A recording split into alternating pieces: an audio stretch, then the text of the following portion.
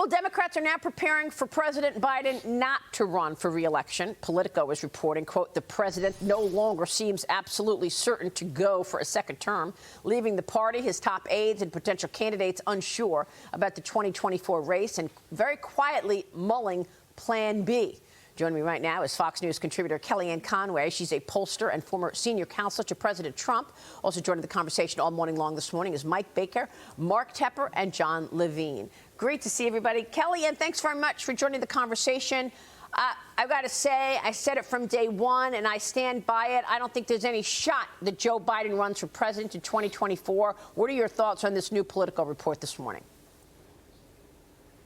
I feel like he's more likely to run than not, Maria. Why not? He's already in the job. It's more difficult to dislodge a sitting president intra-party than they think. And really, who do they have? If Kamala Harris, his vice president, and known as the first female vice president of color in our nation's history, were remotely competent, if Democrats themselves had faith in her, let alone independents who give her a 30% favorability rating, job approval even worse, he can pass the baton. They can say, look, Joe, you got rid of Donald Trump. Thank you. You finally got the brass ring. You've been president. You did all these spending packages, blah, blah, blah. You went to Kyiv. And now you can be seen forevermore as the guy who passed the baton to the first female president. They can't do that. She's had defections by 21 or 22 senior staffers on her watch. And the Democrats are very afraid of her actually being the standard bearer in the future. If you don't believe it, look at all their quotes to places like Politico. Look at all of the polls. Look, I think that Joe Biden's problems right now go beyond the Democratic Party, whether he has enough support to actually run. It's among independents. A majority of them disapprove of him on every single policy, over 70%, according to the latest Fox News poll, Maria. And friends, they say that they disapprove of his handling of these issues. They lost him after Afghanistan. They never really come back for him. I think that the Politico article with 5 different reporters in the byline, very long article, they sort of wanted to put everything in there. They wanted to put names like Pritzker and Newsom and Amy Klobuchar, maybe Bernie Sanders, and Elizabeth Warren, maybe Tulsi Gabbard. But they also want to smoke out Joe Biden and force his hand. He's got a little bit of time. Donald Trump announced re-election in Orlando in June of 2019. He's got a little bit of time. And look, they can't have it both ways, Marie. They made a mistake by saying Joe Biden had this amazing midterm election. No, he didn't. He wasn't even allowed to campaign. They sent him to Union Station. Yeah. They didn't send him to swing states. And that's why I've been so skeptical. It's not about, you know, what he wants. It's frankly, I'm sorry to say, and I hate to say this about a sitting president, it's about his capacity. That's why I'm so skeptical. Correct. But you know, I want to get your take on the difference. I mean, yesterday, President Trump was in Palestine, Ohio. You know, I mean, you have Joe Biden making a phone call from Poland. So, you know, he goes to Ukraine. Jill Biden, the first lady, goes to Africa. Meanwhile, we got all of these blow-ups. Everywhere you look, there's another problem in this country. Assess the situation as we go into the campaign season. Yes. When you work in the White House, especially if you're at the top, as they are, you need to have an all-of-the-above strategy. You can make your way to East Palestine, Ohio, and then Kyiv, if that's where you want to go, or Africa in the case of First Lady Jill Biden. I don't understand why they have ceded. They basically relinquished both the competence and the compassion components of presidential leadership to Donald Trump. Yeah. They're so obsessed with him. They're so obsessed with destroying him, getting him, that they're missing opportunities that he's taking up. The first test of leadership is, do you show up and stand up and put up and speak up? Do you go where people are in pain? And yesterday, former President Trump did exactly that. I thought his tone, his actions, his words were incredibly important. And Pete Buttigieg has played this all wrong. He was invisible while mothers were scouring the internet and the stores for baby formula. He was absent during the supply chain crisis. He presided over the first national shutdown of all flights since 9/11 when he was 19 years old.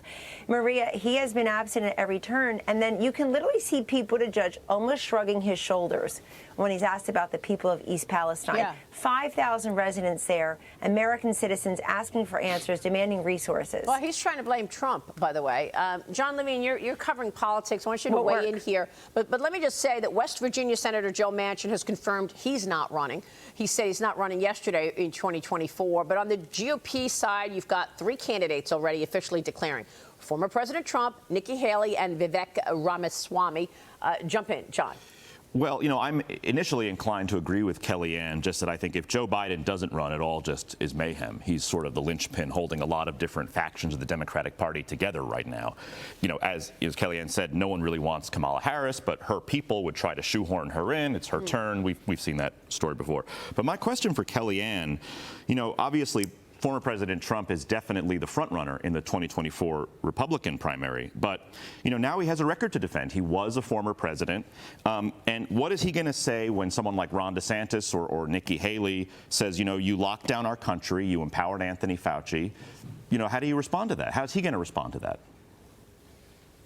Well, I was there every single day while a lot of people were home with their kids complaining that they were home with their kids and spouses. I was there every day in the Situation Room in the Coronavirus Task Force.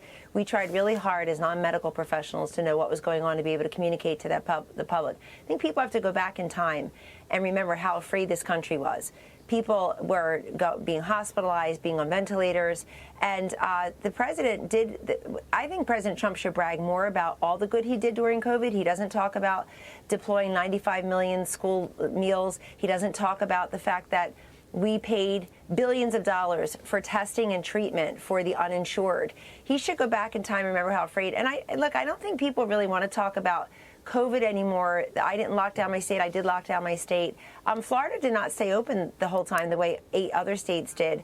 But I don't think that's going to be, I think that the Republicans need to train their fire and their ire on Joe Biden, not Donald Trump. If this is a referendum on Trump, he's going to win in a 6 or 7 person race. Well, if it's a referendum on Joe Biden, then you have a wider landscape.